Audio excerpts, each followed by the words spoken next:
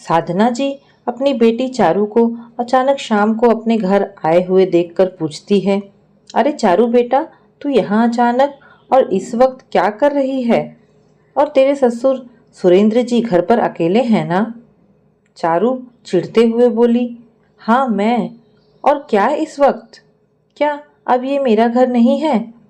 साधना जी बोली, अरे कैसी बातें करती है? मैं तो बस इसलिए पूछ रही थी कि भाई साहब कहीं गए हुए हैं क्या? मेरा मतलब किसी के यहाँ।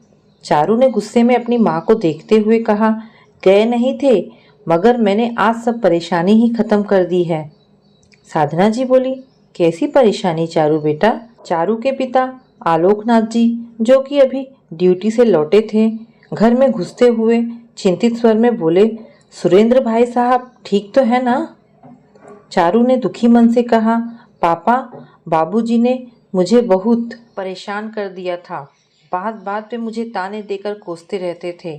सोचा था सुधीर के जाने के बाद मैं उनकी बहू नहीं बेटा बनकर सेवा करूंगी, मगर कभी कुछ तो कभी कुछ आए दिन मुझे दुखी करते रहते थे। आज मैंने सब झंझट ही खत्म कर दिया। क्या किया चारू तुमने सुरेंद्र भाई साहब के साथ? बोल। गुस्से से आलोकनाथ जी चिल्लाते हुए बोले, पापा, मुझे समझ में नहीं आता, आप मेरे पापा हो या मेरे ससुर के भाई? बेटी घर आई है, बजाय इसके कि उसके दुख दर्द को पूछते, बस सुरेंद्र भाई साहब की रट लगाए हैं।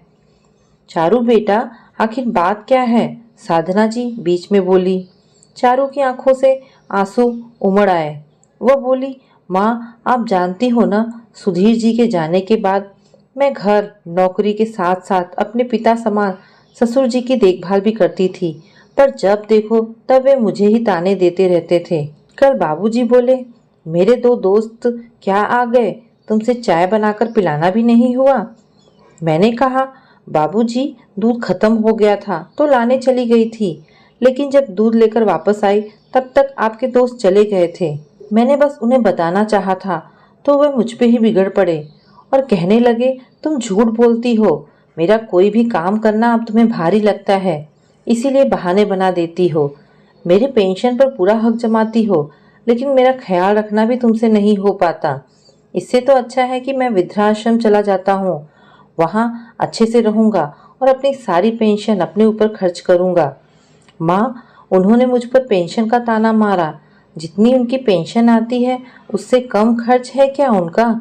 दुनिया भर की रिश्तेदारी और उस पर से यह बीमारी का खर्चा, ऊपर से सवेरे शाम किचकिच, बस मैंने भी सुना दिया।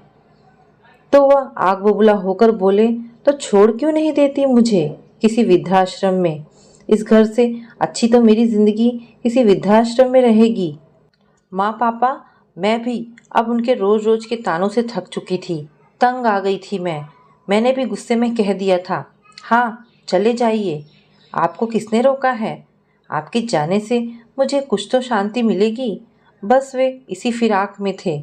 उन्होंने अपना बैग तैयार किया और मैंने भी उन्हें कल सुबह ही शहर से बाहर वाले एक वृद्धाश्रम में छोड़ दिया और आज ऑफिस से सीधा यहाँ आ गई। हे भगवान, ये तुमने क्या पाप कर दिया चारू बेटा? कल जब वापस घर गई तो तुझे उनकी कमी महसूस नहीं हुई क्या? क्या घर के बुजुर्ग अपने बच्चों पर बोझ बन जाते हैं? ऐसे तो कल हम भी तुझे बस बोझ लगेंगे। चारू की माँ साधना जी बोली। चारू आलोकनाथ और साधना जी की ओर देखने लगी, जो कि रो रहे थे। फिर उसे बीती हुई शाम याद आई। जब वह घर पहुंची तो घर एकदम से शांत था।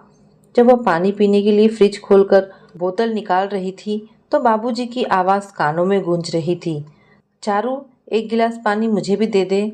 जी बाबूजी। मगर वहाँ कोई नहीं था। उसे अकेलापन खल रहा था। सचमुच बाबूजी तो चले गए थे, साथ में घर की खुशियाँ भी ले गए थे। फिर आलोकनाथ जी ने कहा, तुझे पता भी है सुरेंद्र भाई साहब तेरे साथ ऐसा बर्ताव क्यों करते हैं? उन्होंने मुझे पहले ही बताया था।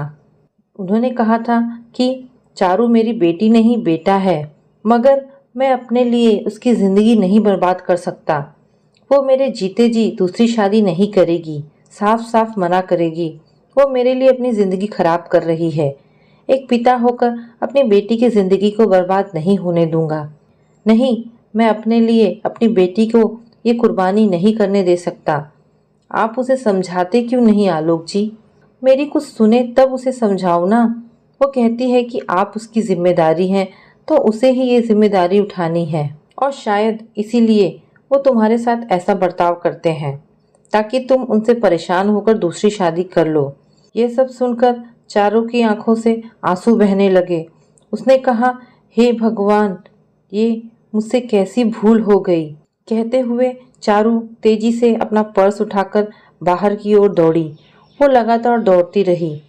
आश्रम पहुंचकर जैसे ही उसने बाबूजी को देखा तो लोक लाज भूलकर ऐसे गले लगी जैसे बचपन में मेले में बिछड़ने के बाद एक बेटी अपने पिता के गले लगी हो। चारू लगातार रोए जा रही थी और कह रही थी, मैं माफ़ी के काबिल तो नहीं हूँ बाबूजी, पर मुझे माफ़ कर दीजिए। उधर से सुरेंद्र जी भी रोए जा रहे थे। उन्होंने कहा, नहीं बेटा, तुम मुझे माफ़ कर दो। मुझे लगा था कि मैं तुम्हारे साथ बुरा बर्ताव करके तुमसे दूर हो जाऊंगा, मगर ये बूढ़ा अपने बेटे को तो खो चुका है, अब अपनी बेटी को नहीं खोना चाहता। इतना कहकर सुरेंद्र बाबू फूट फूट कर रोने लगे। कभी चारू उनको तो कभी सुरेंद्र बाबू चारू की आंखें पोंछते हुए एक दूसरे को चुप करा रहे थे।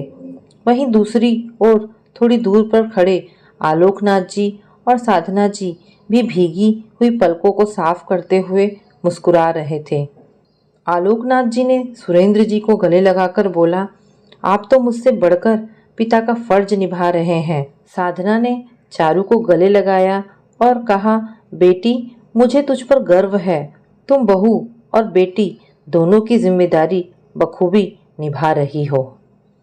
तो दोस्तों, ये प्यारी सी कहानी आपको कैसी लगी? अगर आपको कहानी पसंद आई हो तो प्लीज़ इसे लाइक एंड शेयर करें। धन्यवाद दोस्तों।